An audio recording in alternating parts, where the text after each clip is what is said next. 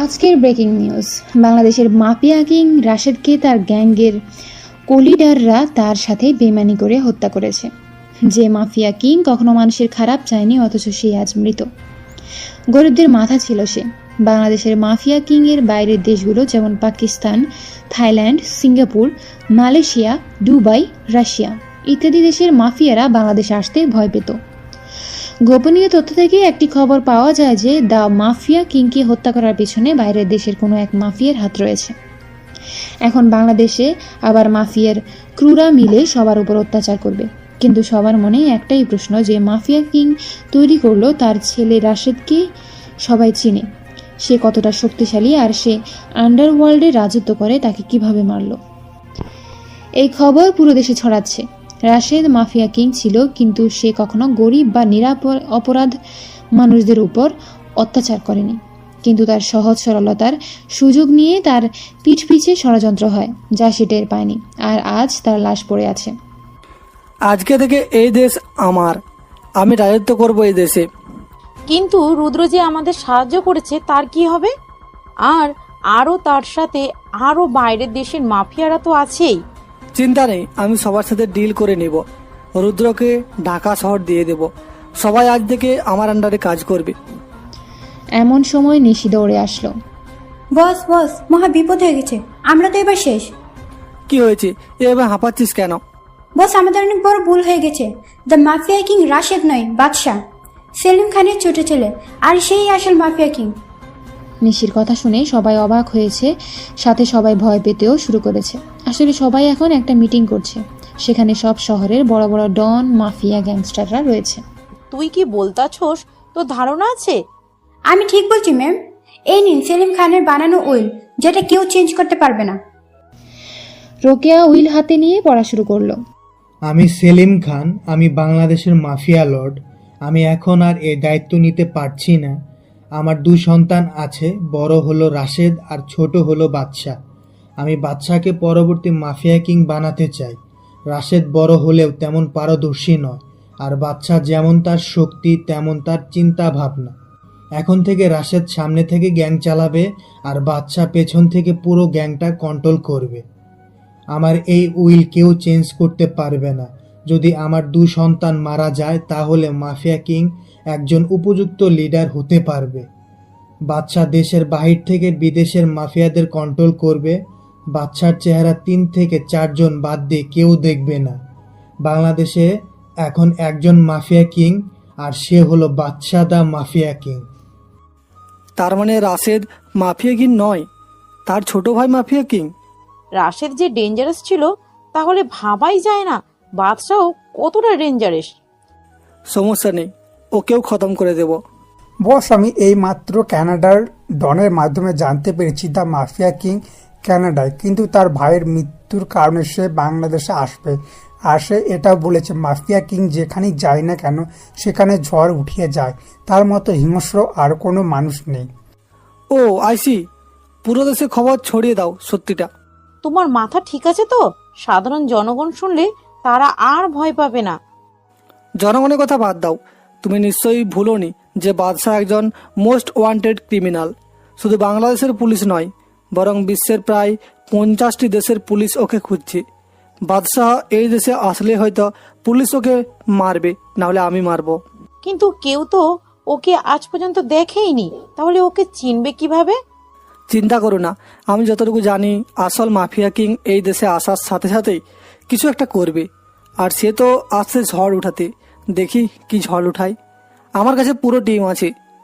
Sir, আমাদের ইনফরমেশনের মতে কালকের মধ্যেই মাফিয়া কিং এখানে চলে আসবে। আর তাকে এই দেশে মাত্র 3 জন লোক চেনে, কিন্তু তারা কারা তা আমরা জানি না। এমনকি আমাদের দলেরও হতে পারে। সমস্যা নেই, সবাইকে হাসতে হাসতে শেষ করে দেব। সারা দেশে খবর ছড়িয়ে গেছে বাদশাই আসল মাফিয়া কিং, আর সে দ্রুতই বাংলাদেশে আসবে। সবে আজ পর্যন্ত মাফিয়া কিংয়ের হিংস্র তার সম্পর্কে যতটুকু জেনেছে, তার ভাইয়ের মৃত্যুতে আরও হিংস্র হবে, এটাই স্বাভাবিক। এয়ারপোর্টে, রেলওয়ে, হাইওয়ে, সদরঘাট, যেখান থেকে বাদশাহ এই দেশে আসার সম্ভাবনা রয়েছে, সব জায়গায় সিআইডি পুলিশ পাহারা দিচ্ছে, সাথে মাফিয়ার লোকেরাও আছে। কারণ বাদশাহ এই দেশে আসলে এই দেশে রক্তের বন্যা বইয়ে দিবে। কিন্তু হাস্যকর ব্যাপার হলো বাদশাকে আজ পর্যন্ত কেউ দেখেনি ৩-৪ জন ছাড়া। কিন্তু তারা কারা কেউ জানে না। অন্যদিকে কানাডায় জিশান, আমার নকল পাসপোর্ট কি রেডি হয়েছে? জি বস। আমি তোকে কতবার বলেছি তুই আমাকে নাম ধরে ডাকবি, আমি তোকে নিজের বন্ধু ভাবি। ওকে বাচ্চা, কিন্তু তুই যে দেশে যাচ্ছিস তোর জন্য তো বিপদ রাস্তার মোড়ে মোড়ে দাঁড়িয়ে আছে। বাদশা কোনো বিপদকে ভয় পায় না, বাদশা নিজেই বিপদের জন্য বিপদ। আমি একা যাব না, তুইও যাবি আমার সাথে। মনে নেই আব্বু মারা যাওয়ার আগে বলে গিয়েছিল তোকে আমার সাথে সবসময় থাকতে? তার কথা কি আমি অমান্য করতে পারি? তুই রাশেদ ভাইয়ের আর আঙ্কেলই তো আমার পরিবারকে বাঁচিয়েছে। তোরা না থাকলে আজ আমি বেঁচে থাকতাম না। তোরা সবার জন্য কত কিছু করেছিলি, আর পরিমাণে কি পেলি? ধোকা। আমি বুঝলাম না মানুষ এত নিচে কিভাবে নামতে পারে। তুই চিন্তা করিস না, একবার দেশে যাই সবাইকে দেখে নিব। দেশবাসী এতদিন শুধু বাদশাদা মাফিয়া কিং এর আসল হিংস্রতা সম্পর্কে শুনেছে, কিন্তু এখন সবাই এবার হিংস্রতাও দেখবে। আমি আসছি, তোরা তৈরি থাক মাফিয়ার ক্রুরা, তোদের আজরাইল আসছি। যে ভাইকে আমি প্রাণের চেয়েও বেশি ভালোবাসতাম তার লাশ পর্যন্ত দেখতে পাইনি। আমি আসছি তোদের মৃত্যুর পরোয়ানা নিয়ে। এদিকে তো দেশের অবস্থা খারাপ। যখন থেকে শুনেছে রাশেদ মাফিয়া কিং না বরং বাদশাহ দা মাফিয়া কিং, তখন থেকেই দেশের সবাই আতঙ্কে আছে। কারণ বাদশাহ যে দেশে যায় সেই দেশে কমপক্ষে হলেও 500 এর মতো লাশ পড়বে। সেরা মিনিস্টার থেকে সাধারণ মানুষ যে কেউ হতে পারে। এদিকে দেশের সব এন্ট্রি পয়েন্টে পুলিশ থেকে সেনাবাহিনী পাঠা দিচ্ছে। সবাই জানে বাদশাহ যদি একবার সিদ্ধান্ত নেয় যে দেশে আসবে তাহলে তাকে কেউ আটকাতে পারবে না। Bangladesh Shahjalal international airport Canada থেকে ফ্লাইট ল্যান্ড হয়েছে। সিকিউরিটি অনেক কড়া, সবার ব্যাকগ্রাউন্ড চেক করে তারপর ছাড়া হচ্ছে সবাইকে। বাদশাহ আর জিসান ছদ্মবেশে দেশে আসলো। জিসানের একটি ভালো ব্যাকগ্রাউন্ড আছে কানাডায়। বাদশাহ ফ্যাক আইডেন্টিটি নিয়ে দেশে আসলো। সবার চেকিং এর পরে যখন বাদশাহের ব্যাকগ্রাউন্ড চেক করা হচ্ছে। আপনার নাম? বা জি, ভালো নাম রাকিব। আপনি এই দেশে কেন এসেছেন? আমার বড় ভাইয়ের কবর জিয়ারত করতে এসেছি। ঠিক আছে, যান এখন। বাদশাহ আর জিসান এয়ারপোর্ট থেকে বের হলো। বাদ রাকিব, এটা তো তোর মায়ের দেওয়া নাম ছিল। আম্মুকে অনেক মিস করি। এখন খেলা শুরু হবে। বাদশাহ তার ফোন নিয়ে একটা মেসেজ করলো, আর সাথে সাথে এয়ারপোর্টে 10টি পুলিশের গাড়ি ব্লাস্ট হলো। সবাই এদিক ওদিক দৌড়াচ্ছে। সবাই বুঝে গেছে বাদশাহ এদেশে এসে গেছে। সবাই এত চেষ্টার পরেও বাদশাকে এই দেশে আসার থেকে আটকাতে পারল না। বাদশাহের মুখে আবার পৈশাচিক হাসি ফুটে উঠল। বাদশার সামনে 2টি গাড়ি থামলো। গাড়ি থেকে 2 জন লোক নামলো, যাদের দেখে বাদশার মুখে হাসি ফুটে উঠল। লোক দুটি বাদশাহ আর জিসানকে জড়িয়ে ধরলো। তারপর বাদশাহ আর জিসান 2টি গাড়িতে উঠলো। গাড়ি নিয়ে গতিতে ছুটছে। হঠাৎ গাড়ি দুটি থেমে গেল ঢাকার বাইরে জঙ্গলের মাঝখানে একটি সেফ হাউসের সামনে। গাড়ি থেকে বাদশাহ আর জিসানের সাথে সেই 2 জন লোকও নামলো। 4 জন সেফ হাউসের ভেতরে চলে গেল। সেফ হাউসটা জঙ্গলের ভিতরে, তাই মাফিয়ার ক্রুরা এই সেফ হাউসের ব্যাপারে জানে না। কি খবর তোদের? ভাই, আপনি তো জানেন এই জায়গার কি অবস্থা, আমরা ভালো থাকি কিভাবে? রাশেদ ভাই মারা যাওয়ার পর আমাদের অবস্থা আরও খারাপ হয়ে যায়। মাফিয়ারা নিজেদের ইচ্ছে মতো কাজ করা শুরু করেছে। দেশের সাধারণ মানুষের জীবন অনেক খারাপ হয়ে গেছে। দীপ কোথায় সে? আসে নাই? না রে, দীপ আসে নাই। তুই তো জানিস তার আমাদের সাথে দেখা করা কতটা রিস্কের কাজ। দীপ আমাদের সাথে ঠিক সময়ই দেখা করে নিবি। তোরা চিন্তা করিস না, আমি যখন এসে গেছি তখন আর কোনো চিন্তা করার প্রয়োজন নেই। এখন বল, আমার ভাইকে কারা মারছে? প্রত্যেককে এমনভাবে মারবো যে সাধারণ মানুষের আত্মা পর্যন্ত কেঁপে উঠবে। ভাই এই দেখেন। বলেই ল্যাপটপে একটা পেন ড্রাইভ কানেক্ট করলো। তারপর একের পর এক ছবি দেখাতে শুরু করলো। ভাই, এ হলো ডেভিড, রাশেদ ভাইকে মারার ষড়যন্ত্রকারীদের লিডার, আর বর্তমান মাফিয়া কিং সেই হতে চায়। আর এ হলো কোরিয়া, ডেভিডের গার্লফ্রেন্ড। এ হলো নিশি, ডেভিডের পিএ। তাছাড়া রুদ্র আছে, যে ডেভিডকে অনেক সাহায্য করছে। ডেভিড রুদ্রকে পুরো ঢাকা শহরের কন্ট্রোল ওকে দিয়ে দিচ্ছে। আর তাছাড়া লিটনও আছে ওদের বিশেষ খবরই হিসেবে। আর ভাই, বাইরের দেশের দুবাই ল্যান্ড লর্ড আসলাম খান, চায়নার ডন কিং এর চোং, রাশিয়ার মাফিয়া কিং ডেভিল আর পাকিস্তানের ডন ফিরোজ খান রয়েছে, যারা ডেভিডকে সাহায্য করছে। নো প্রবলেম, একে একে সবাইকে মারবো। এখন একটা ধামাকা করতে হবে, ওদের বুঝিয়ে দিতে হবে যে বাদশাদা mafia king is not a easy person. তাদের এমন অবস্থা করব যে তারা তোকে আমার কেমন কেমন যেন লাগছে। রাশেদ ভাইয়ের মৃত্যুতে তোর চোখ থেকে পানি পড়েনি, আর এখন তোর মুখে হাসি লেগে আছে। রাশেদ ভাই আমাদের কত উপকার করেছে যে তার মৃত্যুর খবর এখন আমাদের চোখের সামনে ভাসছে। তাহলে ভেবে দেখ, ভাইয়া আমার আপন ছিল, তার মৃত্যুতে আমি কতটা কষ্ট পেয়েছি। আমার চোখের পানি এখন শুকিয়ে গেছে রে। এখন সেই পানি শুকিয়ে আগুনে পরিবর্তন হয়ে গেছে। আমার বুকের ভিতরে প্রতিশোধের আগুন ধাউ ধাউ করে জ্বলছে। বাদ দে, এখন বল তোর নেক্সট প্ল্যান কি? আমার এখন রুদ্রর কাছে যাওয়া প্রয়োজন। তুই পাগল হলি নাকি? রুদ্র এখন ঢাকা শহরের কিং। রুদ্র কোথায় থাকে তার ছেলাপুলেরা ছাড়া কেউ জানে না। আর তুই যদি বাদশাদা মাফিয়া কিং এর পরিচয় নিয়ে যাস তাহলে কি হবে ভেবে দেখেছিস? রাহুল আর সাব্বির, রুদ্রের চেলাপেলাদের কোথায় পাবো? ভাই, ওর চেলাপোলারা বেশিরভাগই কলেজ বা ভার্সিটির ছাত্রছাত্রী। আপনি ঢাকা ভার্সিটিতে গেলে ওদের দেখা পাবেন। সেখানেই রুদ্রের চেলাপোলারা বেশি আছে, আর সেখানে কোনো ঝামেলা হলে রুদ্রই আগে গিয়ে পৌঁছায়। ও তাই নাকি? তাহলে তো খেলা এবার জমে উঠবে। বলেই নিজের রুমে চলে গেল। রাহুল, সাব্বির আর জিসান বাদশাহের কথা কিছুই বুঝতে পারল না। বাদশাহ কখন কি করে সেটা আজ পর্যন্ত কেউ ভাবতে পারেনি। পরের দিন সকালবেলা, আমি ঢাকা যাব, তোরা ব্যবস্থা কর। কিন্তু ভাই, ঢাকায় গিয়ে আপনি কি করবেন? সেটা তোদের না ভাবলেও চলবে। আমরা কেন ভাববো না? তুই আমাদের একমাত্র আপনজন। তোর কিছু হয়ে গেলে আমরা কি নিয়ে বাঁচব রে? তুই যা প্ল্যান করবি তাতে আমরা তোর সাথেই থাকবো, ব্যাস। বাচ্চার কথা শুনে সবাই বাচ্চার দিকে তাকিয়ে আছে। বাচ্চা বুঝে গেল যে জিসান রেগে গেছে, তাই আর কথা বাড়ালো না। আপনারা নিশ্চয়ই ভাবছেন যে বাদশাকে জিসান কিভাবে অর্ডার করতে পারলো। আসলে বাদশা আর জিসান বন্ধুত্বের মতো সম্পর্ক। আর রাহুল ও সাব্বির হলো বাদশার কাছের লোক, যারা কখনো বাদশার জন্য নিজেদের জীবন দিতেও পিছু হবে না। চারজন মিলে ঢাকা শহরে গেল। সেখানে দ্বীপের একটা ফ্ল্যাট গেল। দ্বীপ হলো সাব্বির আর রাহুলের মতো বাদশার কাছের লোক। দ্বীপ বাংলাদেশের একজন মন্ত্রী প্লাস মাফিয়ার কোলিডার। কিন্তু ডেভিড জানে না যে দ্বীপ বাদশার হয়ে কাজ করে। দ্বীপ এখনো বাদশার সাথে দেখা করে নাই। ঢাকা শহরে রুদ্রের চেলাপালাদের আড্ডাখানা, অর্থাৎ ঢাকা ভার্সিটিস, সেখানে গিয়ে বাদশা ওনার স্টাডি ইয়ারে ভর্তি হলো। শুধু বাদশা নয়, সাথে জিসানও ভর্তি হয়েছে, কিন্তু অন্য বিভাগে।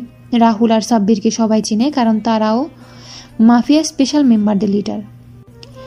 পরের দিন বাদশা ছদ্মবেশ ধরে, অর্থাৎ একটি পুরাতন টি শার্ট আর প্যান্ট পরেছে, আর তার চুলগুলো তেল দিয়ে শুকিয়ে রেখেছে। বাদশাকে দেখতে একেবারে খেত লাগছে। বাদশা জিসানকে ভালোভাবেই যেতে বলল। জিসান ভার্সিটিতে চলে গেল, আর বাদশা যাচ্ছে তার ছদ্মবেশে। তাকে দেখতে মনে হচ্ছে ঋত্বিক রোশন হিরো আলমের গেট আপে যাচ্ছে। তবে যাই হোক, এখন গল্পে আসা যাক। বাদশা ভার্সিটিতে পৌঁছে গেল। সে ভিতরে গিয়ে দেখলো চারিদিকে গুন্ডে টাইপের ছেলে মেয়েরাতে ভরা। তবে যারা ভালো ছেলে মেয়ে তারা র্যাগিং এর শিকার হচ্ছে। বাদশা জানে যে তাকেও র্যাগিং এর শিকার হতে হবে, এবং তাই হলো। আর পেছন থেকে কেউ ডাক দিল, ওই ক্ষেত, এইদিকে আয়। বাদশা পিছনে তাকিয়ে দেখলো একটা বখাটেদের গ্রুপ ডাকছে তাকে। আমি যা চেয়েছিলাম তাই হলো, এবার খেলা শুরু হবে। এই বয়রা, আমাদের কথা কি কানে ঢোকে না নাকি? জি ভাই, শুনেছি। তাহলে দাঁড়িয়েছিলি কেন? আমি ভেবেছিলাম যে আপনি কাকে ডাকছেন, কারণ ভার্সিটিতে আমার আজকেই প্রথম দিন। আমি তো কাউকে চিনি না এই ভার্সিটিতে। তুই ছাড়া কি আর কেউ খ্যাত আছে নাকি এই ভার্সিটিতে? আরে মাহিম, থাম এবার। আর তোর নাম কি রে? ভাই রাকিব। তা ভাই রাকিব, কি খবর তোমার? ভালো আছো তো? এই শালা, তুই কোন এলাকার বাইরে? না ভাই, আমি কোনো ভাই না, আমি তো আপনাদের ভাই বলছিলাম, আপনারাই তো ভুল বুঝলেন। মাহিম কোনো কথা না বলে বাচ্চার গালে দুইটা থাপ্পড় দিল ঠাস করে। বাচ্চার রাগে পুরো শরীর ফেটে যাচ্ছে। সে তার হাত মুঠো করে রেখেছে। বখাটেরা তো জানে না বাদশা চাইলে ওদের মারতে 2 মিনিটেরও কম সময় লাগবে। তোর কত বড় সাহস, তুই আমাদের মুখের উপর কথা বলিস? তোকে তো আমি আজকেই মেরে ফেলবো। আরে দোস্ত থাম এবার, আর তুই শোন, ওই যে একটা মেয়ে দেখছিস, সেই মেয়েটাকে গিয়ে এই চিঠিটা দিয়ে আসবি। একটা মেয়েকে আঙ্গুল দিয়ে দেখিয়ে দিল। ভাই, এই চিঠিতে কি আছে? শোন, বেশি কথা বলবি না। একবার মাহিমের রাগ উঠে গেলে আমিও ওকে থামাতে পারবো না। বাচ্চার কোনো কথা না বলে চিঠিটা হাতে নিয়ে মেয়েটার কাছে গেল। মেয়েটা দেখতে সুন্দরীদের কাতারেই পড়ে, কিন্তু বাচ্চার এসব বিষয়ে কোনো ফিলিংস নেই। আপু, এই কাগজটা নেন। কে তুমি? আর এই কাগজে কি আছে? আপনিই দেখে নেন। মেয়েটি কাগজটি নিয়ে পুরোটা পড়ে রাগে ফুসফুস করছে, আর সাথে সাথে বাচ্চাকে ঠাস ঠাস করে গালে থাপ্পড় বসিয়ে দিল। বাচ্চা এটা আশা করেনি যে এবার তাকেও থাপ্পড় খেতে হবে। বাচ্চা বুঝে গেল যে ওই চিঠিতে এমন কিছু আছে যার কারণে মেয়েটা রেগে গেছে। সালা ফকিন্নির বাচ্চা, তোর সাহস কিভাবে হয় রে আমার সাথে রুম ডেট করার প্রস্তাব নিয়ে আসতে? বাচ্চা পিছনে তাকিয়ে দেখলো বাকাটারা কেউ নেই, সবাই যেন মিস্টার ইন্ডিয়া হয়ে গেছে। আপু, আসলে আমি কিছুই করিনি। আমি র্যাগিং এর শিকার হয়েছি। আর এই কাগজে কি লেখা আছে আমি কিছুই জানতাম না। মিথ্যে কথা বলার জায়গা পাস না? আহা মিলি, ছাড় না। তুই তো জানিস সেই ভার্সিটির কি অবস্থা। আর এই ছেলেটিকে দেখতে সহজ সরল লাগছে। এই জীবনেও তোকে এরকম প্রস্তাব দিতে কখনো সাহস পাবে না। তুই ঠিক বলেছিস কিয়া, এইরকম খ্যাত মার্কার ছেলে তো রুম ডেটের মানেও জানে না।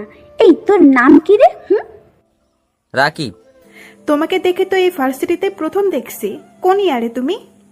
আমি এই ভার্সিটিতে 3rd ইয়ারে ট্রান্সফার হয়ে এসেছি। বাচ্চার কথা শুনে সবাই হা করে তাকিয়ে আছে। মিলি, এ তো আমাদেরই ক্লাসমেট।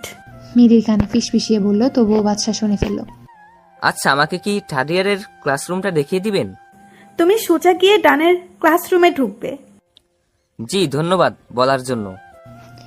বাচ্চা ক্লাসরুমে গিয়ে প্রবেশ করলো। ক্লাসে সবাই ওর দিকে হা হয়ে তাকিয়ে আছে, যেন ক্লাসরুমে কোনো ভূত ঢুকেছে। বাচ্চা একেবারে পিছনে বেঞ্চে গিয়ে বসলো। ক্লাসে স্যার আসার পরপরই সবাই রুমে গিয়ে ঢুকলো। কেয়া আর মিলিও আসলো। বাচ্চা অবাক হলো যখন সেই বখাটেদের গ্রুপও ক্লাসে গেল, আর বখাটেরা বাচ্চাকে দেখেও অবাকের শীর্ষে গিয়ে পড়ল। ক্লাসে স্যার আসলো, এসে বাচ্চাকে দেখেই প্রশ্ন করলো, এই ছেলে, তুমি কে? এই ক্লাসরুমে কি করো? আমাকে কিছু না বলতে দিয়েই মাহিম বলল, স্যার, আমার মনে হয় এই ক্লাসে ভুল করে ঢুকে পড়েছে। না স্যার, আমি এই ক্লাসেরই স্টুডেন্ট। আমার নাম রাকিব হাসান রাজ। আমি অন্য ভার্সিটি থেকে ট্রান্সফার হয়ে এসেছি। তাই এইভাবে খ্যাত হয়ে সেজে এসেছো কেন? স্যার, আসলে সবার মতো স্টাইলিশ জামা কাপড় পরে ফ্যাশন করার সময় আমার নেই।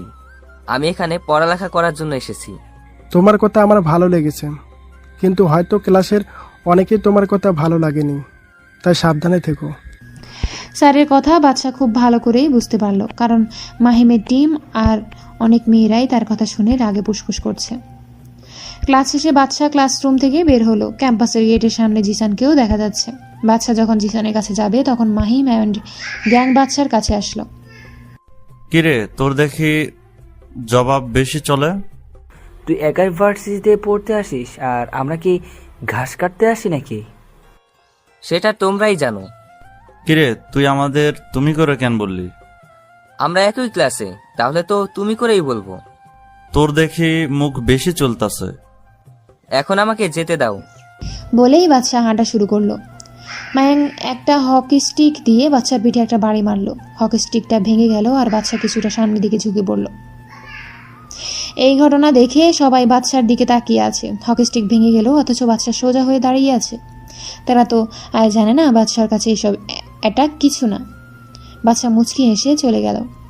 ক্যাম্পাসের গেট থেকে দূরে গিয়ে একটা গাড়িতে উঠে পড়লো, যে গাড়িতে জিসান আগে থেকেই ছিল। কিরে, তুই ওদের কিছু বললি না কেন? এখন তো খেলা শুরু হলো, তুই শুধু দেখ আগে আগে হোতা হে কেয়া।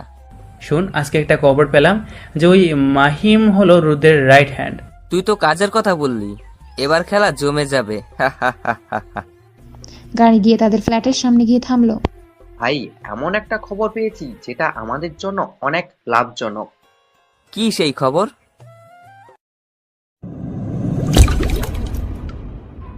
ভাই, খবরটা হলো আপনি যে ভার্সিটিতে অ্যাডমিশন নিয়েছেন সেই কলেজে মাহিম নামে একজন মাফিয়ার ক্রু আছে, যে রুদ্রের বিশেষ লোক। আর তাকে কোনো মতে রাগিয়ে তুলতে পারলে রুদ্র তার গর্ত থেকে বের হবেই। তার মানে বল মাছ ধরতে হলে আগে তার জন্য ট্রোপ বানাতে হবে। রুদ্র নামের বল মাছকে ধরতে পারলেই ডেভিড নামের হাঙরকে ধরতে পারবো। ভাই শুধু ডেভিডকে ধরলেই হবে না, দেশের বাইরের থেকে যারা ডেভিডকে সাহায্য করছে তাদেরকেও ধরতে হবে। সাব্বির একেবারে ঠিক কথা বলছে। ওদেরকে এমনভাবে মারবো যে আর কোনো মাফিয়া বা ডন এই বাদশাদা মাফিয়া কিং এর সাথে পাঙ্গা নিতে আসবে না। তাহলে এখন কি প্ল্যান আছে? সাব্বির আর রাহুল, ভালো করে শুন। দীপ এখনো জানে না আমরা কোন ভার্সিটিতে অ্যাডমিশন নিয়েছি। আর ভার্সিটিতে পরশুদিন একটা বড় অনুষ্ঠান হবে, সেই দিনই রুদ্রকে ধরতে হবে। দীপ অনুষ্ঠানের স্পেশাল গেস্ট হিসেবে আসবে। কিন্তু রুদ্র কেন ভার্সিটিতে আসবে? কেন আসবে? বাচ্চা একটা বসেচিক হাসি দিয়ে ফ্ল্যাট থেকে বেরিয়ে গেল। সাব্বির, রাহুল আর জিসান একই অবস্থায় বসে আছে। তারা জানে বাচ্চার এই হাসির কারণ অবশ্য কোনো ভয়ঙ্কর কিছুর লক্ষণ। কারো তো কপালে আজকে মৃত্যু লেখা আছে, কিন্তু সেটা কি? রাত 8টার দিকে বাচ্চা আবার ফ্ল্যাটে আসলো। বাচ্চা ভিতরে ঢুকে দেখে তার জন্য সবাই বসে আছে। কিরে, তোরা এখানে বসে আছিস? তুই জানোস আমরা কেন এখানে বসে আছি? তুই যে হুট করে বেরিয়ে গেলি কাউকে কিছু না বলে, আমাদের কি টেনশন হয় না? কুল ডাউন গাইস, কালকে সকালেই বুঝতে পারবি আমার মাস্টার প্ল্যান। বাদশাদা মাফিয়া কিং এর মাস্টার প্ল্যান বোঝার মতো ক্ষমতা তোদের এখনো হয়নি। কেউ আর কোনো কথা বলল না। সবাই জানে বাচ্চা এখন কিছুই বলবে না। সকালবেলা। জিসান, সাব্বির কোথায়? তোরা তাড়াতাড়ি এসে দেখ কি হয়েছে। কি রে, সকালবেলা গরুর মতো চিল্লাচিল্লি করস কেন? রাহুল, কি হয়েছে? টিভিতে দেখ কি হয়েছে। আজকের ব্রেকিং নিউজ, ঢাকা আন্ডারওয়ার্ল্ডের কিংকুদের ডান হাত মাহিম খুন হয়েছে। তার ডান হাত কেটে বাম হাতে রাখা হয়েছে, চোখ দুটো উপড়ে ফেলা হয়েছে। তার এমন নির্মম হত্যা কে করতে পারে? এখন সেটাই হয়তো আপনাদের প্রশ্ন। মাহিমের খুনি দিয়ে দিয়েছে। মাহিমের গায়ে চাকু দিয়ে লেখা হয়েছে যে নোবডি ক্যান ফাইন্ড মি।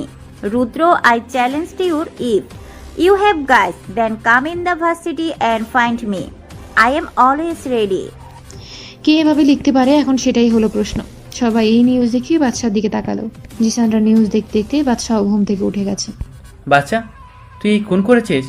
ভাই ছাড়া এইরকম হিংস্রভাবে কে খুন করবি? ভাই, আমাদের একবার বলতে পারতেন, আমরা ওর খেল খতম করে দিতাম। আপনি এত কষ্ট কেন করলেন? তোদের এতজনের প্রশ্নের উত্তর দিতে পারবো না, কিন্তু একটাই কথা বলবো যে বাদশাস ডেড গেম ইজ অন। অন্যদিকে আমার মনে হয় মাহিমের খুন বাদশাই করেছে।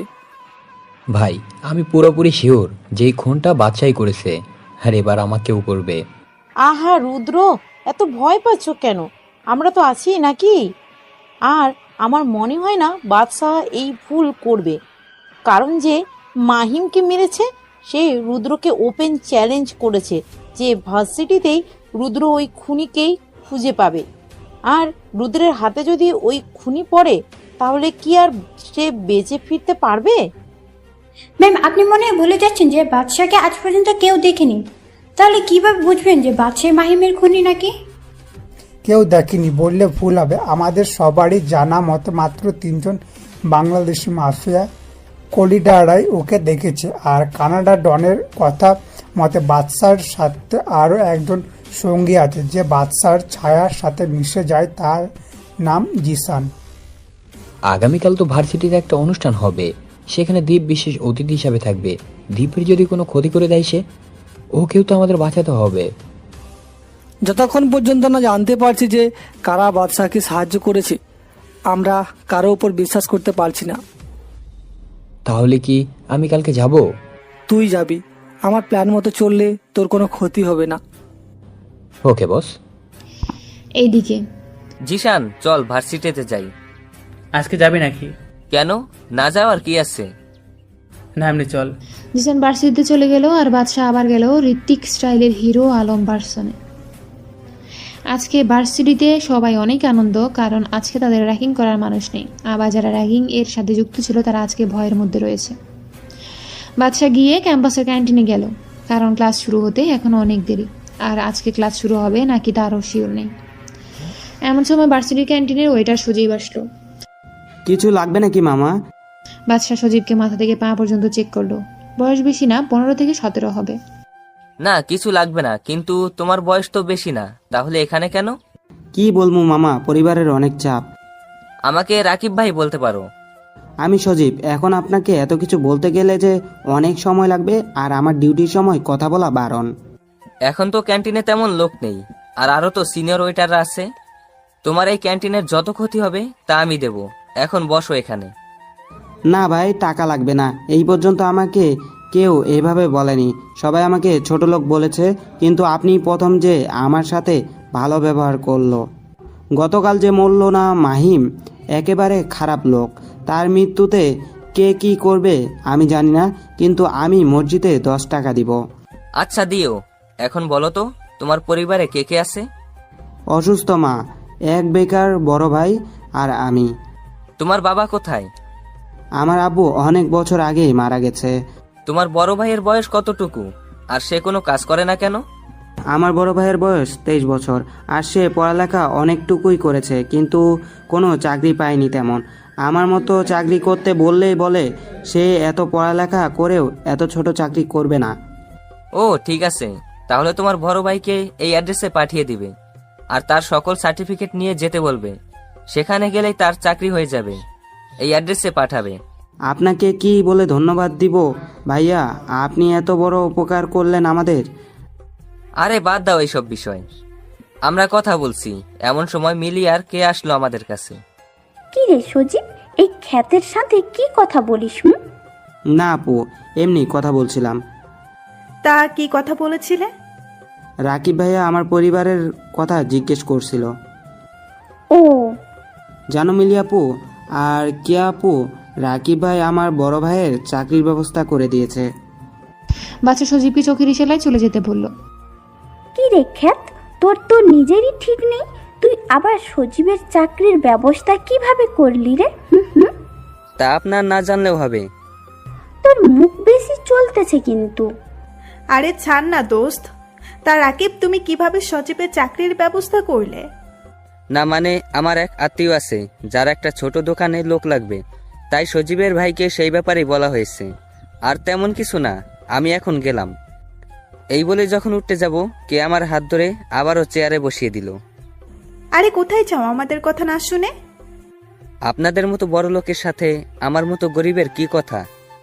তুই কি জানিস যে মাহিম খুন হয়েছে? গতকাল যার সাথে তোর মারামারি হলো, আর যাকে গতকাল তুই হিংস্রভাবে খুন করেছিস। বাদশাহ এই কথা শুনে চেয়ার থেকে দাঁড়িয়ে গেল, কারণ গতকালকে বাদশাহ যে মাহিমকে মেরেছে তা তো এদের জানার কথা না। কি আবল তাবল বলছেন? আমি আবার খুন? হাসালেন। মিলি গতকাল তোমাকে দেখেছে যে তুমি মাহিনকে যখন খুন করে রাস্তায় ফেলে এসেছিলে। অসম্ভব, গতকাল তো আমি হুডি পরেছিলাম। তাহলে এই মেয়ে আমার চেহারা কিভাবে দেখলো? আপনি কি সত্যি আমার চেহারা দেখেছেন? ভালো করে ভেবে দেখেন। আসলে গতকাল সেই খুনি হুডি পরা ছিল, তাই চেহারা দেখতে পারিনি, কিন্তু তার চোখ, বডি ল্যাঙ্গুয়েজ একেবারে তোর মতোই দেখতে। তাহলে থাকেন, আমি গেলাম। আরে এত তাড়াতাড়ির কি আছে? আজকে তো ক্লাস হবে না, তাই বসো। আচ্ছা, তোমার কোনো ফ্রেন্ড নেই ভার্সিটিতে? আমার মতো খ্যাতের আবার ফ্রেন্ডস? কেন, উই বি ফ্রেন্ড? মানে আমার মতো খ্যাতের সাথে হুট করে বন্ধুত্ব কেন করবেন? দেখো, সেই দিনের ব্যাপারের জন্য সরি। আমি জানি সব করেছে মাহিমি। আজকে তোমার সাথে বন্ধুত্ব করতে এসেছি। হুট করে তুই থেকে তুমি, এখানে নিশ্চয়ই কোনো গন্ডগোল রয়েছে। আরে কোনো গন্ডগোল নেই, তোমাকে ভালো মনে হলো তাই ফ্রেন্ডশিপ করতে এসেছি। কেন, আমরা মেয়ে বলে ফ্রেন্ড হবে না? না তেমন না। তাহলে আর কোনো কথা না, আজকে থেকে আমরা ফ্রেন্ড। বাদশার দিকে হাত বাড়ালো। বাদশাহ কিছু একটা ভেবে হাত মিলিয়ে নিল। সেই সময় জিসান আসলো। রাকিব, কি করস এই জায়গায়? বাদশাহ জিসানকে চোখের ইশারায় বলে দিল চুপ করে থাকতে, কারণ জিসান আর বাদশাহ যে একে অপরকে চিনে এটা কেউ না জানতে পারে। জিসান, তুমি কি রাকিবকে চিনো নাকি? না, আসলে কালকের জামালার পর রাকিবের সাথে রাস্তা দেখা হয়, সেখানে পরিচয়। ও তাই বলো? তা তোমরা এখানে কি করছো? রাকিবের সাথে ফ্রেন্ডশিপ করতে এসেছিলাম। বাদশার দিকে জিসান আর চোখে তাকালো, কারণ বাদশাহ কোনোদিনও মেয়েদের সাথে মেশেনি। তাহলে তোমরা থাকো, আজকে আমি আসি, কালকে অনুষ্ঠানে আবার দেখা হবে। এই বলেই বাদশাহ চলে গেল। পরের দিন সকালে আজকে যে করেই হোক না কেন রুদ্রকে মারতেই হবে। কিন্তু এত মানুষের সামনে কিভাবে মারবি? আবার ওর সাথে বডিগার্ডও থাকবেই। আমি খবর নিয়েছি, আজকের অনুষ্ঠানে ডেভিডের পুরো নজর থাকবে। তোর কাছে কি কোনো প্ল্যান আছে বাদশা? বাদশা কোনোদিন প্ল্যান ছাড়া যুদ্ধে নামে না। ভার্সিটিতে আজকে অনুষ্ঠান হবে, সবাই কাজে লেগে পড়েছে। বাদশা জিসানের সাথে আজকে রাহুল আর সাব্বিরও এসেছে। একটু পর অনুষ্ঠান আস্তে আস্তে শুরু হতে লাগলো। চিফ গেস্ট হিসেবে দীপ এসে গেছে। বাদশা আর জিসানকে এখনো দেখতে পারেনি। আস্তে আস্তে অনুষ্ঠান প্রায় শেষের দিকে এসে গেল। এমন সময় ভার্সিটিতে প্রায় 30টার মতো বাইক আর একটা বড় গাড়ি আসলো। সবাই বুঝে গেল যে রুদ্র এসে গেছে। রুদ্রকে সবাই ভয় পায়। রুদ্র গাড়ি থেকে নামলো। কিরে বাচ্চা, তুই কোথায়? তুই না বলছিলি যে ভার্সিটিতে আসলে আমার সামনে আসবি? আমি তোর চ্যালেঞ্জ অ্যাকসেপ্ট করছি, সাহস থাকলে সামনে আয়। রুদ্র, কি হচ্ছে এইসব? বাদশা এখানে কিভাবে আসবি? তুই জানিস না বলে কথাটা বললি। বাচ্চা আমাকে চ্যালেঞ্জ করছিল যে এই ভার্সিটিতে ওকে পাবো। দীপ পুরো ভার্সিটিটা একবার পুরো দেখে নিল। দীপ দেখলো দূরে সাব্বির আর রাহুল দাঁড়িয়ে আছে। দীপ বুঝে গেল রুদ্রের আজকে শেষ দিন। রুদ্রের মোবাইলে একটা মেসেজ এলো যে সাহস থাকলে ভার্সিটির শেষের দিকে ঘরে যেতে, তাও আবার একা একা। রুদ্রের এগোতে লাগলো কথাটা। রুদ্র সবাইকে ওখানে রেখে একা একা চলে গেল। রুদ্র সেইখানে গিয়ে দেখলো একটা রুম আছে। রুদ্র সেই ঘরের ভিতরে প্রবেশ করলো। রুদ্র দেখলো রুমে কেউ নেই। রুদ্রের পিছু পিছু ওর লোকের সাথে দীপ আর ভার্সিটির ছেলে মেয়েরা এলো। তারা রুমে গিয়ে দেখলো সেখানে রুদ্র নেই। রুদ্রকে আগেই বাদশা অজ্ঞান করে ভার্সিটির ক্লাসরুমে নিয়ে গেছে। কেউ ভাবতেই পারবে না যে রুদ্রকে বাদশা ক্লাসরুমে নিয়ে যাবে। রুদ্রের আস্তে আস্তে চোখ খুলছে। চোখ খুলে সে আশেপাশের পরিস্থিতি বোঝার চেষ্টা করছে। সে এখানে কিভাবে আসলো। তার মনে পড়ে গেল সে যখন ওই রুমে গেল তখন একজন লোক মুখ বেঁধে তার ঘাড়ে এমনভাবে আঘাত করলো যে সে অজ্ঞান হয়ে যায়। তারপর তার আর কিছুই মনে নেই। রুদ্র এখন 2টা বেঞ্চের সাথে বাঁধা আছে। রুদ্রের সামনে একটা লোক এখন দাঁড়িয়ে আছে। সে আর কেউ না, বাদশা। কিন্তু রুদ্র বাদশার মুখ দেখতে পারছে না, কারণ বাদশার মুখে মাস্ক পরে আছে। কে রে তুই? তোর মৃত্যু। আমার মৃত্যু? তা হবো তুই? আমি নিজেই মৃত্যুর ফ্যাক্টরি, আর তুই আমাকে মরার ভয় দেখাচ্ছিস? আমাকে খুলে দে, তাহলে তোকে প্রাণে বাঁচার সুযোগ দিব। খোল আমাকে। কুল কুল, এত গরম হওয়ার কিছু নেই। তোর চিৎকার কেউ শুনতে আসবে না, কারণ তোর সামনে এখন বাদশাদা মাফিয়া কিং দাঁড়িয়ে আছে। এই কথা শোনার পর রুদ্রের মুখ থেকে হাসিটা নিমেষেই বিলীন হয়ে গেল। ভাই, আমাকে মাফ করে দিন। আমি কিছুই জানি না। সব ওই ডেভিড আর বাইরের দেশের মাফিয়া করেছে। ভাই, আমি সত্যি কিছু জানি না। এত ভয় পাওয়ার কিছুই নেই। আমি শুধু 2টা প্রশ্ন করব। যদি তুই সত্যি কথা বলিস তাহলে তোর মুক্তি। কি প্রশ্ন ভাই? আমার ভাইকে কিভাবে মেরেছিস? I want answer. ভাই, আমি জানি না। বাদশা বুঝে গেল যে কিভাবে রুদ্রের মুখ থেকে কথা বের করবে। কিন্তু একটা শয়তানি বুদ্ধি তার মাথায় আসলো, আর তার মুখে একটা হাসি ফুটে উঠল। বাদশা বুঝে গেল যে কিভাবে রুদ্রের মুখ থেকে কথা বের করবে। কিছু একটা শয়তানি বুদ্ধি তার মাথায় আসলো, আর তার মুখে একটা হাসি ফুটে উঠল। বাদশা একটা পকেট নাইফ বের করে রুদ্রের হাত বরাবর গেঁথে দিল। রুদ্র অসম্ভব ব্যথায় চিৎকার করতে লাগলো, কিন্তু কোনো লাভ নেই, কারণ এই ভার্সিটির পাশে আরও কয়েকটা ভার্সিটি আছে যারা আজকে জমিয়ে মজা করতেছে আর সাউন্ড স্পিকারে গান বাজাচ্ছে, যার আওয়াজ আমাদের ভার্সিটিতেও শোনা যাচ্ছে, এবং এই শব্দই যথেষ্ট বাদশার জন্য। আসলে এই ভার্সিটিতে অনুষ্ঠান হচ্ছিল, কিন্তু রুদ্র আসার পর সব বন্ধ হয়ে গেল। এখনো সময় আছে, বলে দে, না হলে তুই বাদশার হিংস্রতা এখনো দেখোস নাই। ভাই, আমি সত্যি জানি না। বাদশা এবার রুদ্রের মুখে লাল মরিচের গুঁড়া ঢুকিয়ে দিল, পুরো 1 প্যাকেট। তারপর রুদ্রের চোখের সামনে একটা পিন নিয়ে আসলো। ধারালো পিন, আর রুদ্রের চোখের মাঝখানে 1 মিলিমিটারের ব্যবধান আছে শুধু। এখনো কি বলবি, নাকি সারা জীবনের জন্য অন্ধ করে দিব? না ভাই, আমি সব বলবো। আমাকে ক্ষমা করে দিন। ঠিক আছে, বল। ভাই, সেদিন রাশেদ ভাইয়ের কাছে খবর এসেছিল যে দুবাই ল্যান্ডলর্ড আসলাম খান বাংলাদেশে লুকিয়ে লুকিয়ে এসেছে আর রাশেদ ভাইয়ের উপর অ্যাটাক করবে। তখন রাশেদ ভাই তার পুরো গ্যাং নিয়ে আসলেন, খানের উপর হামলা করে। আসলাম খান হেরেই যাচ্ছিল। ঠিক সেই সময় ডেভিড রাশেদ ভাইয়ের পিছন দিয়ে চাকু মারে। রাশেদ ভাই বিশ্বাস করতে পারছিল না যে ডেভিড রাশেদ ভাইয়ের সাথে ধোঁকা করবে। রাশেদ ভাই আমাকে চোখের ইশারায় ডেভিডকে মারতে বলে, কিন্তু ডেভিড আমাকে ঢাকা শহর দেওয়ার লোভ দেখিয়েছিল, তাই আমি রাশেদ ভাইকে সাহায্য করিনি। সেই সময় চীনের ডন কিং চং আসলো, সাথে রাশিয়ার মাফিয়া কিং ডেভিল আর পাকিস্তানের ডন ফিরোজ খান আসলো। ডেভিড তাদেরকে লুকিয়ে বাংলাদেশে আসতে সাহায্য করে। আমার সামনে সবাই রাশেদ ভাইকে খুব হিংস্রভাবে হত্যা করে ভাই। তারপর ডেভিড বাকি ডনদের সাহায্য এই দেশে জাহান নামে পরিণত করে তোলে। ভাই আমি আর কিছুই জানি না, আমাকে মাফ করে দিন। ফরেন মাফিয়ারা কি এখনো দেশে আছে? না ভাই, তারা নিজ নিজ দেশ থেকেই ডেভিডকে পাওয়ার দিচ্ছে। তাহলে তাদের এই দেশে কিভাবে আনবো? ভাই সেটা ডেভিড জানে। তাহলে আমাকে ডেভিডের ঠিকানা দে। ভাই সে তো আন্ডারগ্রাউন্ড। ঠিকানা দিবি নাকি এখানেই তোকে মেরে ফেলবো? বলছি ভাই, ডেভিড এখন এই গেস্ট হাউসে রয়েছে। ভাই এখন আমাকে ছেড়ে দিন, আমি এখন থেকে আপনার দলে। আচ্ছা তুই আমাকে বল তো, সেই দিন তুই ইচ্ছে করলে কি ভাইয়াকে বাঁচাতে পারতি? হয়তো ভাই পারতাম। তাহলে তুই ভাবলি কিভাবে যে আমি তোকে বাঁচতে দিব? বলেই বাচ্চা রুদ্রের গলার ব্লেড দিয়ে একটা কাট দিল। রুদ্রের গলা থেকে গড়গড় করে রক্ত বের হওয়া শুরু করলো। তখনই বাচ্চা একটা চিৎকার শব্দ পেল। বাচ্চা পিছনে তাকিয়ে দেখলো কেয়া চিৎকার দিয়েছে। বাচ্চাকে এভাবে দেখলে যে কেউ ভয় পেয়ে যাবে। কেয়া রুম থেকে দৌড় দিল, বাচ্চা তার পিছনে দৌড়াতে লাগলো। কেয়া আমার কথা শোনো। না, তুমি একটা খুনি। কেয়া দৌড়াতে দৌড়াতে একজনের সাথে ধাক্কা খেলো। আর একটা কথা, বাচ্চা আর কেয়া ছিল বিল্ডিং এর টপ ফ্লোরে। কেয়া দেখলো তার সামনেই তার বড় ভাই দাঁড়িয়ে আছে। ভাই আমাকে বাঁচাও, আমার পেছনে একটা খুনি আসতেছে। কোথায় সে? তুই আমার সাথে আই। বলেই কেয়ার ভাই তার পকেট থেকে একটা রিভলভার বের করে সামনে হাঁটতে লাগলো। আর সেই সময় বাচ্চার সামনে আসলো কেয়া আর কেয়ার ভাই। ভাইয়া এটাই সেই খুনি, আমাদের ক্লাসরুমে একজনকে খুন করে এসেছে, এখন আমাকেও মেরে ফেলবে।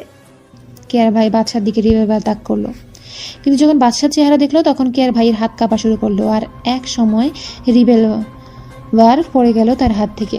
কেয়ার ভাই আর কেউ না, দীপ, যে বাচ্চার আসল পরিচয় জানে। দীপ বাচ্চার পায়ের সামনে শুয়ে পড়লো। ভাই আমার বোনকে ক্ষমা করে দাও, সে তোমাকে চিনে না তাই এমন করেছি। আমি কেয়াকে মারবো না, আমি তো শুধু তাকে বোঝানোর জন্য তার পিছে দৌড়াচ্ছিলাম। ভাইয়া তুমি ওকে ভয় কেন পাচ্ছ? ডাইরেক্ট শুট করে দাও। চুপ কর তুই, বাঁচতে চাইলে তুই ক্ষমা চেয়ে নি। কেয়ার মাথায় কিছুই ঢুকছে না। সেই সময় তাদের কাছে জিসান, সাব্বির আর রাহুল আসলো। বাচ্চা কাজ কি শেষ হয়েছে? জিসান তুমিও? জিসান একবার কেয়ার দিকে তাকিয়ে আবার বাচ্চার দিকে তাকালো। সাব্বির, রুদ্রের লাশ ক্লাসরুমে পড়ে রয়েছে, শাপলা চত্বরে বুঝিয়ে দিবি। ওকে ভাই। কেয়ার কোনো চাপ নিতে পারেনি, তাই কেয়ার সেন্সলেস হয়ে যায়। হাইপার হওয়ার কিছুই নেই, কেয়া মায়ার এত প্রেসার নিতে পারেনি, তাই সেন্সলেস হয়ে গেছে। দীপ, তোর বোনকে বাসায় নিয়ে যা, আর তোরা আমার সাথে চল, ডেভিডের সাথে দেখা করে আসি। ডেভিড, তুই ওর ঠিকানা কোথায় পেলি? রুদ্রের থেকে সব জেনে নিয়েছি। আর দীপ, আজকে ফ্ল্যাটে দেখা করবি সন্ধ্যার দিকে। ওকে ভাই। এখন চল তোরা। তারপর বাদশাহ, জিসান, সাব্বির আর রাহুল গাড়িতে উঠে রুদ্রের বলা গোডাউনের দিকে রওনা দিল। সেখানে পৌঁছানোর পর কয়েকজন গার্ড দেখতে পেল। বাদশাহ গাড়ি গোডাউন থেকে অনেক দূরে পার্কিং করলো। তারপর সবাই আস্তে আস্তে গোডাউনের পিছনে দেওয়াল টপকে ভিতরে গেল। সেখানে অনেক গার্ড ছিল, কিন্তু তাদের সাইলেন্সার বন্দুক দিয়ে মারা বাদশার কাছে কোনো ব্যাপার না। আস্তে আস্তে সব গার্ডদের মেলে ফেলার পর একটা রুমের সামনে পৌঁছালো। ভেতরে কারো কথা বলার আওয়াজ শোনা যাচ্ছে। আওয়াজ শুনে তো মনে হচ্ছে ডেভিড তার গার্লফ্রেন্ড, ডেভিডের খাস চামচা লিটন আর ডেভিডের পিয়ে নিসি আছে। ও, তাহলে সবাই একসাথে আছে। আজকে সবার খেল খতম। রাহুল আর সাব্বির, ভিতরে যা। ভাই আমরা যাব? চিন্তা করিস না, এই বাদশা থাকতে তোদের কেউ টাচ পর্যন্ত করতে পারবে না। তোরা শুধু ডেভিডকে এই কথাটা বলবি। ওকে ভাই। রাহুল আর সাব্বির রুমের ভিতরে গিয়ে ডেভিডের সামনে দাঁড়ালো। বাদশা আর জিসান দরজার কাছেই লুকিয়ে আছে। কি রে তোরা এখানে? তোদের তো এই হাইড আউটের ব্যাপারে বলিনি, তোরা কিভাবে জেগে আসলি? আসলে রুদ্র ভাই আমাদের আপনার ঠিকানা বলেছিল। তার রুদ্র কোথায়? রুদ্রকে তো আমি বাদশাহকে মারতে পাঠিয়েছিলাম। আসলে রুদ্র ভাই আর বেঁচে নেই। কি, বাদশাহ ওকেও মেরে ফেলেছে? তা তোরা কি আমাকে এই খবর শোনানোর জন্য আসলি? না ভাই, আমরা একজনকে আপনার সাথে দেখা করতে এনেছি। কে সে? আমি। কে রে তুই? তোদের আজরাইল, বাদশাদা মাফিয়া কি। বলেই বাচ্চা ডেভিডের দিকে বন্দুক তাক করে গুলি ছুড়ল, কিন্তু ডেভিড লিটনকে তার সামনে দিয়ে আসলো, তাই গুলিটা লিটনের লাগে। বাচ্চা যেহেতু দূরে ছিল তাই বুলেট লিটনের শরীর ভেদ করতে পারেনি। নিশি আর রোকেয়াও ফায়ারিং করা শুরু করে। আবার এদিকে বাদশাহ, জিসান, সাব্বির আর রাহুলও ফায়ারিং করা শুরু করে। যেহেতু বাদশাহ হুট করে হামলা করে তাই ডেভিডরা কিছু করতে পারেনি। আর এদিকে রোকেয়া গুলি লাগে আর সে নিচে পড়ে যায়। ডেভিড তাকে উঠানোর চেষ্টা করে, কিন্তু এদিকে বুলেটের তুফান চলছে তাই রোকেয়াকে রেখে নিশি আর ডেভিড পিছনের দরজা দিয়ে বের হয়ে যায়। রাহুল আর সাব্বির ওদের পিছু নিতে গেলে বাদশাহ ওদের থামায়। কি হলো ভাই, আমাদের আটকালেন কেন? ডেভিডের পিছু করতে হবে না। কেন ভাই, ডেভিড তো পালিয়ে গেল। বাচ্চা জোরে জোরে হাসা শুরু করলো। সেটা কোনো সাধারণ হাসি ছিল না, বরং সেটা একটা পৈশাচিক হাসি ছিল। এই হাসির মানে বাচ্চার প্ল্যান কাজ করেছে। এখন শুধু খেলা হবে মৃত্যুর খেলা।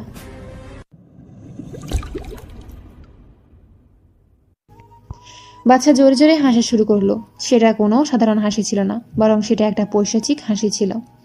সেই হাসির মানে বাচ্চার প্ল্যান কাজ করেছে। এখন শুধু খেলা হবে মৃত্যুর খেলা। তোর কথা তো আমি কিছুই বুঝতে পারছি না। ডেভিড তো বেরিয়ে গেল। আমি চেয়েছি বলেই যেতে পেরেছে।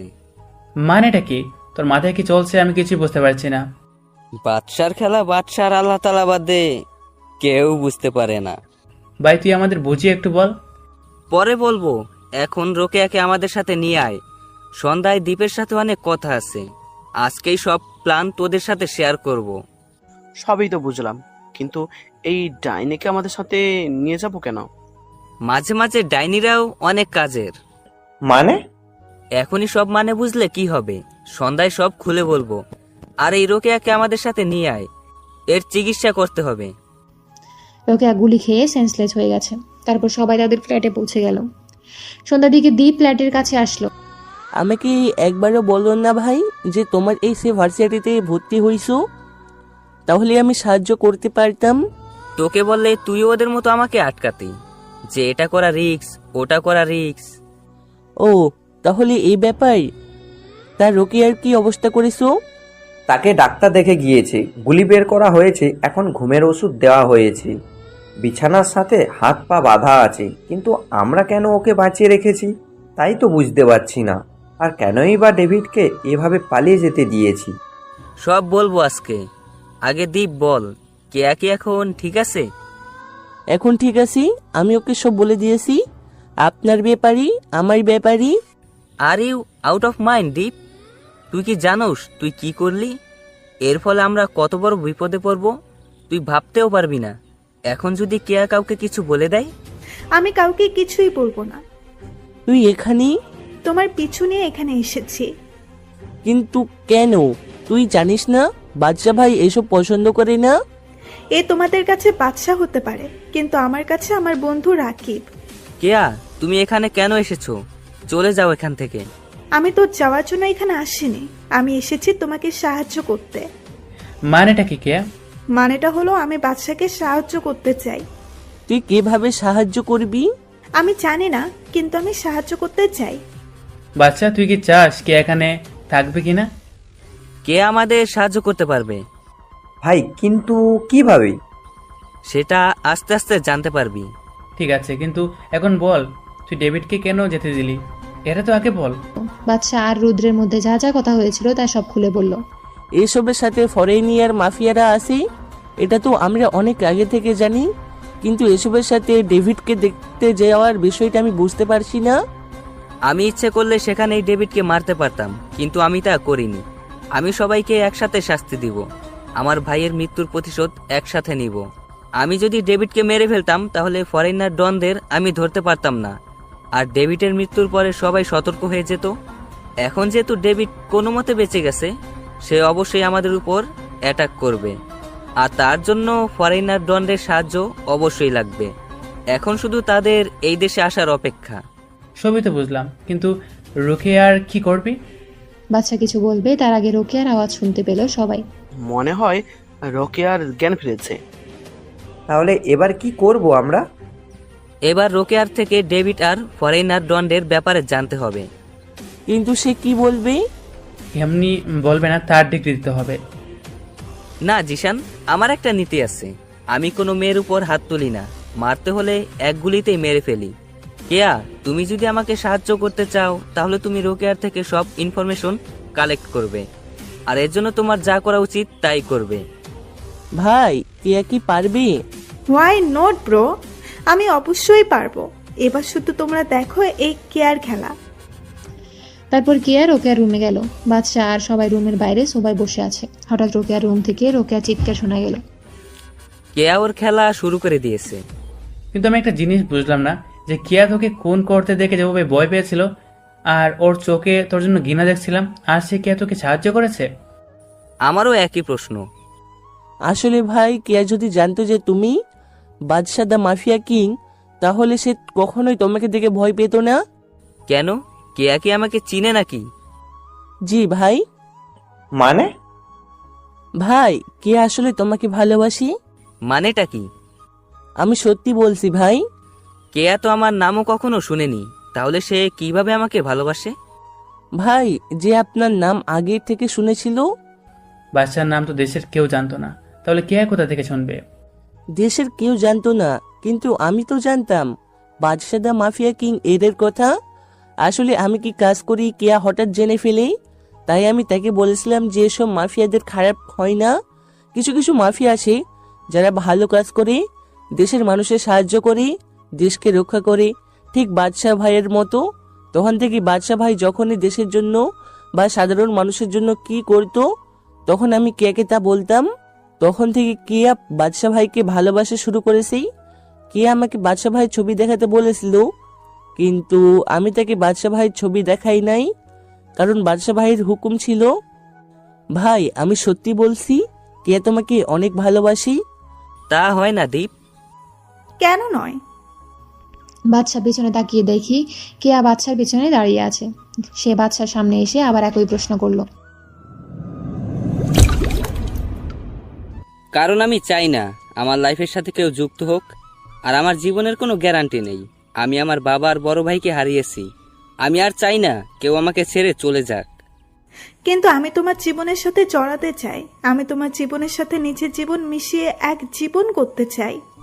কেয়া এসব কথা পরে হবি, এখন বলো রোকেয়ার থেকে কিছু জানতে পেরেছিস? হ্যাঁ ভাইয়া, আমি জানতে পেরেছি যে ডেভিড এখন তার সুন্দরবনের ফরেস্ট গেস্ট হাউসে লুকিয়েছে। আমি আরও জানতে পেরেছি যে আজকে রাতে ফরেনার ডন আসবে সেই গেস্ট হাউসে। এই কথা শোনার পর বাদশা পৈশাচিকভাবে হাসা শুরু করে। এই হাসির মানে কিছু একটা হতে চলেছে। এখানে সবাই জানে এই হাসির মানে মৃত্যুর খেলা হবে আজকে। রোকেয়াকে শেষ করে দে, আর সবাই রেডি হয়ে নে। আজকে রাতে খেলা হবে, মৃত্যুর খেলা। সবাই সবার রুমে চলে গেল। দীপ জিশানের সাথে গেল কিছু প্ল্যানিং করতে। আমার কথা কি একটু ভাবা যায় না? কেয়া, তুমি কি জানো যখন আমি প্রথম ভার্সিটিতে যাই তখন সবাই আমাকে খ্যাত বলে অত্যাচার শুরু করে, কিন্তু একমাত্র তুমি আমাকে সাহায্য করেছিলে। আমি তোমার ভিতরে একটা পিওর মন দেখেছিলাম। ধীরে ধীরে তোমাকে আমার ভালো লাগা শুরু করে। আমি জানি না সেটা ভালোবাসা কিনা, কিন্তু আজকের পর যদি আমি বেঁচে যাই তাহলে তোমাকে নিয়ে আমি ভাববো।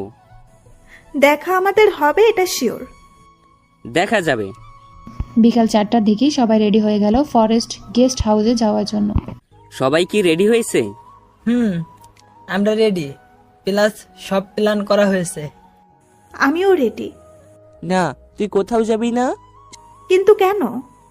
কারণ সেখানে বিপদ আছে। আমি কোনো বিপদকে ভয় পাই না। You should understand that. যেখানে অনেক রিস্ক আছে, আমরা সেখানে গিয়ে জীবিত নাও ফিরে আসতে পারি। I don't care. ওকে, আমার সাথে আসো। তারপর বাদশাকে এক একটা রুমে নিয়ে যায়। তারপর কথা বলার অজুহাতে কিয়াকে রুমের ভিতরে আটকে রাখে। বাদশা, দরজা খোলো।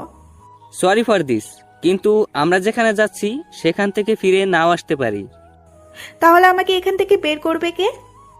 এটা অটোমেটিক দরজা। 1 ঘন্টা পর ঠিকই দরজা আনলক হয়ে যাবে।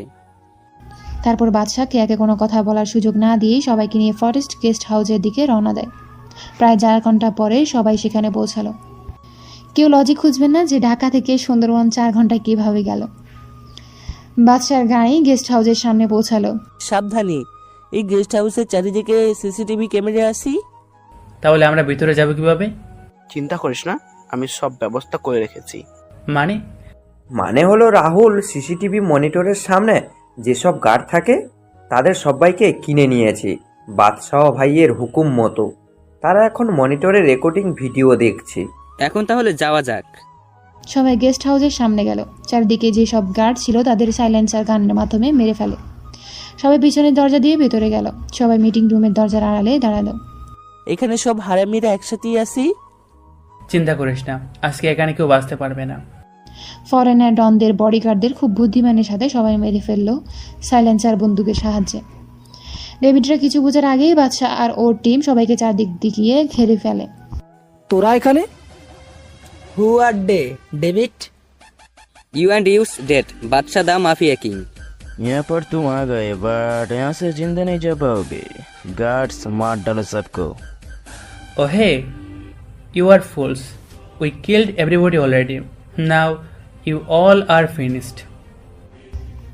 সবাই যখন কথা বলছিল তখন হঠাৎ ডেভিড গুলি করা শুরু করলো। বাদশা আর ওর টিম সবাই টেবিল, সোফা, আলমারির পেছনে লুকিয়ে ফায়ারিং করা শুরু করলো। ছোট একটা রুম, তাই কেউ পালাতে পারেনি। বাদশার প্রথম গুলিটা পাকিস্তানি ডনের লেগেছে, তারপরে গুলিটা দুবাই ল্যান্ড লর্ডের লেগেছে। এদিকে সাব্বিরের হাতে গুলি লেগেছে। রাহুল সাব্বিরকে সেফ রেখে ফায়ারিং চালাচ্ছে। একে একে যখন সব ফরেনার ডন মারা গেল তখন শুধু ডেভিড বেঁচে আছে, আর সবার গুলিও শেষ হয়ে গেছে। বাদশা, তুই যদি সত্যিই মাফিয়া কিং হয়ে থাকিস তাহলে আমার সাথে হ্যান্ড টু হ্যান্ড ফাইট কর। ওকে, চ্যালেঞ্জ অ্যাকসেপ্টেড। তারপর দুজন হ্যান্ড টু হ্যান্ড ফাইট শুরু করে। প্রথম বাদশা কভার ফাইট করলেও পরে হ্যাটাক টেকনিক ইউজ করে। একসময় ডেভিড বাদশার লাথি খেয়ে ফ্লোরে গিয়ে পড়লো। ডেভিডের সামনে তার বডিগার্ডের বন্দুক পড়ে রইল। ডেভিড হাতে নিয়ে বাদশার দিকে তাক করে গুলি করলো। কেউ কিছু বুঝার আগে কিয়া ফ্লোরে লুটিয়ে পড়লো। হ্যাঁ, সবাই ঠিক বুঝেছেন, কিয়ার বুকে গুলিটা লেগেছে। আসলে কিয়া বাদশার সামনে গিয়ে দাঁড়ায় আর তার গুলিটা লেগে যায়। তোরা কেয়াকে সামলা। কথাটা বলেই বাদশা তার ফ্লাইং কিক দিয়ে ডেভিডের হাত থেকে বন্দুকটা ফেলে দেয়। তারপর বাদশা কুংফু স্টাইলে ডেভিডের গলায় আঘাত করে, ফলে তার গলার হাড় ভেঙে যায় আর অনবরত নাক আর মুখ দিয়ে রক্ত পড়া শুরু করে। ডেভিড ফ্লোরে হাঁটু গেড়ে বসে পড়ল। ভাই, আমাকে মাফ করে দাও, আমি আর খারাপ কাজ করব না। আমার ভাইকে কি তোরা রেহাই দিয়েছিলি? বলেই বাদশা ডেভিডের মাথা বরাবর একটা ঘুষি মারলো আর ডেভিডের মাথা টেবিলের কোণে লেগে ফেটে যায়, আর অতিরিক্ত রক্তক্ষরণের জন্য সেখানেই তার মৃত্যু হয়। তারপর সবাই কিয়াকে গাড়ি করে হাসপাতালে নিয়ে যায়। দীপ্ত তার বোনের জন্য কান্না করে শেষ, আর বাদশার ও চোখ থেকে 2 ফোঁটা পানি গড়িয়ে পড়ল। বাদশা তাড়াতাড়ি তার চোখের পানি মুছে ফেলল। হাসপাতালে কেয়া আর সাব্বিরকে ভর্তি করানো হলো। সাব্বিরের হাতে গুলি লেগেছে, তাই চিন্তার কিছু নেই, কিন্তু কেয়ার বুকে গুলিটা লাগার ফলে অনেক সিরিয়াস কিছু হতে পারে, এই কথাটা ডাক্তার তাদের বলল। দীর্ঘ 4 ঘন্টা অপারেশনের পর কেয়ার অপারেশন সাকসেসফুল হয়। কেয়ার জ্ঞান ফেরার পর থেকে সে শুধু বাদশাকে খুঁজে যাচ্ছে, তাই বাদশা কেয়ার কেবিনে গেল আর সবাই কেবিন থেকে বের হয়ে গেল। বাদশা কেয়ার সামনে হাঁটু গেড়ে বসলো। কেন আমার জীবন বাঁচালে? কারণ আমি তোমাকে ভালোবাসি। তুমি রুম থেকে বের হলে কিভাবে? 1 ঘন্টা পর বের হলেও এত তাড়াতাড়ি আমাদের কাছে পৌঁছানো অসম্ভব। তুমি হয়তো ভুলে গেছো যে রুমে একটা জানালাও ছিল, সেই জানালার কাজ পুরোটা ভেঙে তারপর বের হয়েছি। সত্যি বুদ্ধি আছে তোমার। বাদশা দা মাফিয়া কিংকে ভালোবেসেছি, অন্তত এইটুকু বুদ্ধি না থাকলে কি আর হয়? আমি বলেছিলাম যে সেখান থেকে যদি জীবিত ফিরে আসি তাহলে তোমায় নিয়ে ভাববো। তা কি ভেবেছ? Will you marry me? সত্যি? 1 সপ্তাহ পর বাদশা আর কেয়ার বিয়ে হয়ে গেল। বাদশা এখন বাসর ঘরের সামনে দাঁড়িয়ে আছে। সে রুমের ভিতরে ঢুকে দেখে কেয়া বিছানায় বসে বসে মোবাইল টিপাচ্ছে। বাদশা কত কিছু ভেবেছিল যে কেয়া তাকে দেখে পায়ে সালাম করবে, আর সে এখানে বসে বসে মোবাইল টিপছে। মোবাইলে কি করো? আমি যে রুমে এসেছি তা কি চোখে পড়েছে? কেন চোখে পড়বে না? আসলে আমি ফেসবুকে গল্প পড়ছিলাম আমার প্রিয় লেখক রাকিব হাসান রাজের আইডিতে। ও, ওইসব ফালতু লেখকের গল্প ছাড়ো তো। আর জামাইকে যে সালাম করতে হয় তা কি তুমি জানো না? খবরদার, আমার প্রিয় লেখকের নামে কিছু বললে আজকে বাসরের কথা ভুলে যাও। এই রে, আমার বাবুটা মনে হয় রেগে গেছে। বাদশা গিয়ে তার বাবুর মানে কেয়ার রাগ ভাঙাতে ব্যস্ত। আর এইটুকুতে গল্পটা শেষ করলাম। এই পর্যন্ত আপনাদের অনেক ভালোবাসা পেয়েছি, তার জন্য ধন্যবাদ। আল্লাহ হাফেজ, সবাই সুস্থ থাকুন, এটাই আশা করি।